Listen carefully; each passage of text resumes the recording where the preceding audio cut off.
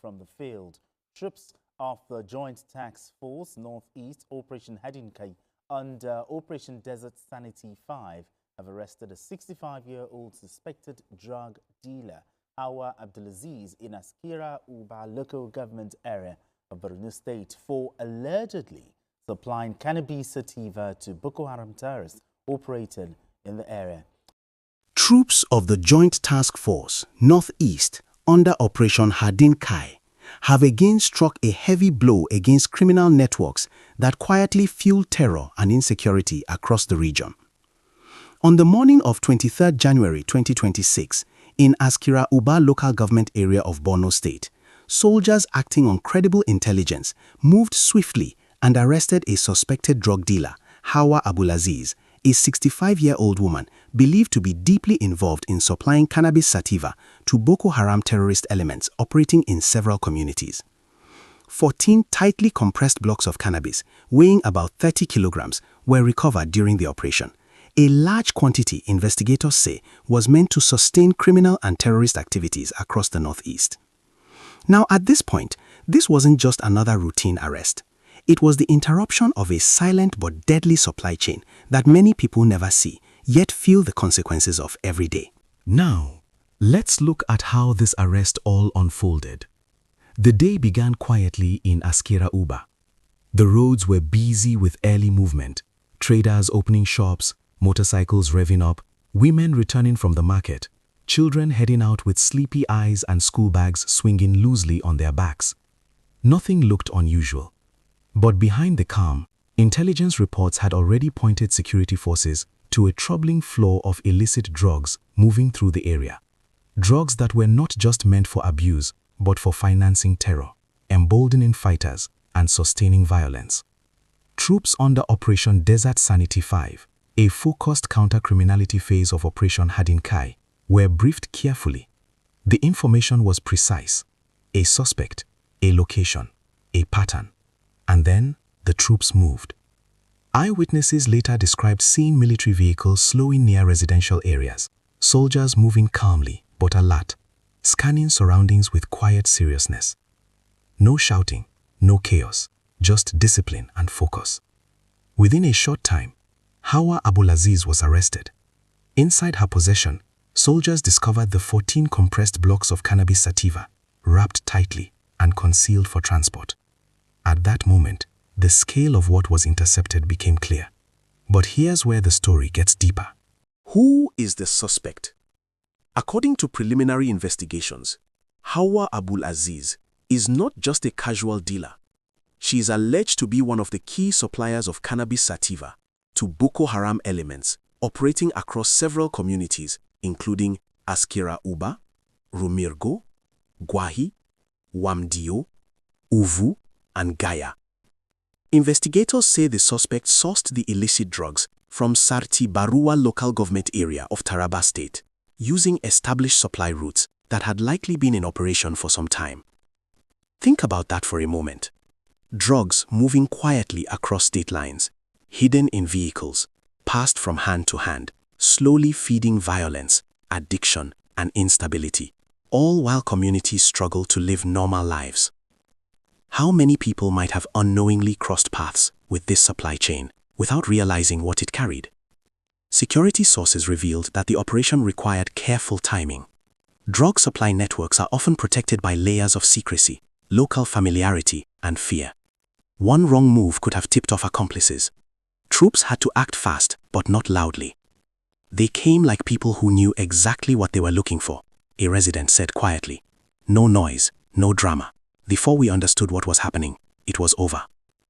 And just like that, a major link in the drug distribution chain was cut.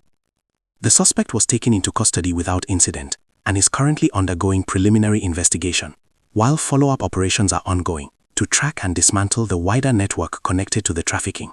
For many communities in the Northeast, drugs are not just substances, they are weapons. Cannabis and other drugs are often used by terror elements to boost aggression before attacks, keep fighters awake for long operations, numb fear and conscience, control and exploit young recruits.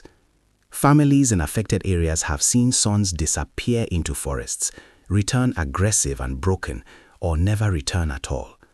Parents whisper warnings to their children. Community leaders struggle to keep youths away from bad influence. Fear sits quietly in many homes. So when news of the arrest spread, reactions were mixed: shock, relief, and cautious hope. One elderly man in Askira Uba said, "We always knew something was wrong. You see strange movements at night, young boys changing. This explains a lot." Another woman added, "If this is true, then many deaths started from here. It is painful." What would you feel if you discovered that drugs passing through your community were helping to sustain terror attacks elsewhere? As word spread through Askira Uba and nearby communities, residents gathered in small groups, discussing quietly. Some were surprised by the age of the suspect. "She is old enough to be a grandmother. Who would think?" a youth said. Others weren't surprised at all. "Age does not stop greed," another resident responded softly. But beyond the shock, there was relief. Many residents expressed appreciation to the troops for acting on intelligence and preventing what could have been weeks or months of sustained criminal activity.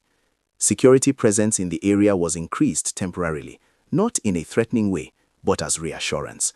Soldiers interacted calmly with locals, reminding them to remain vigilant and to share information. This kind of engagement matters because security is not built only with guns, it is built with trust. This interception goes beyond cannabis. It highlights a strategic approach by Operation HADIN KAI, cutting off the logistics that keep terror groups alive. Weapons are important, fighters are important, but logistics, drugs, food, fuel, money are the lifeline. By denying terrorists access to illicit supply chains, troops weaken their operational capacity, reduce their ability to recruit and control fighters, limit their movement and coordination, reduce criminal influence in local communities, and most importantly, they protect civilians. This is how lasting peace is built, not only through combat, but through systematic disruption of criminal support systems.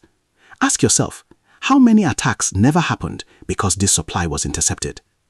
By evening, the atmosphere in Askira Uba was calmer than usual. Motorcycles moved freely. Children played cautiously. Traders closed their shops with less fear than the night before. Security patrols were visible but respectful. No harassment, no intimidation. People felt watched over, not watched. A local youth leader said, "We sleep better when we see them around. At least we know someone is watching." But there was also a sober understanding that this was just one arrest, not the end, because drug networks rarely operate alone. Military authorities confirmed that follow-up actions are ongoing to identify other members of the trafficking and distribution network. Routes are being studied, contacts are being traced, patterns are being analyzed. This is where patience comes in. These operations take time, precision, and cooperation from locals, which raises an important question. Are communities ready to speak up, even when it's uncomfortable? Because silence protects criminals. This success was made possible by credible intelligence. Someone noticed something, someone spoke up, someone trusted the process, and that made all the difference. Security experts say many criminal networks collapse not because of force, but because information breaks them open. Communities are encouraged to report suspicious movements, question unusual wealth or behavior, protect youths from criminal influence, and cooperate with security agencies. No one is asking for heroics, just awareness, just responsibility, just care for one another. While allegations against the suspect are serious, authorities stress that investigations are ongoing and due process will be followed. This matters. Justice must be firm but fair. The aim is not revenge, but restoring order, safety, and trust. Operation HADIN KAI has reiterated its unwavering resolve to confront and eliminate all forms of criminality across the Northeast. Through sustained intelligence-driven operations and continuous pressure, troops remain committed to denying criminal networks the space, resources, and freedom they need to operate. Until peace is no longer fragile, but normal.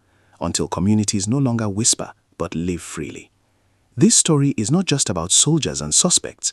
It is about how small actions ripple into big consequences. A bag of drugs here can mean a life lost there.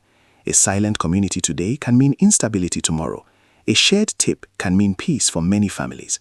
So the question remains, what role will each of us play in keeping our communities safe? Awareness saves lives. Cooperation builds peace. Silence empowers criminals.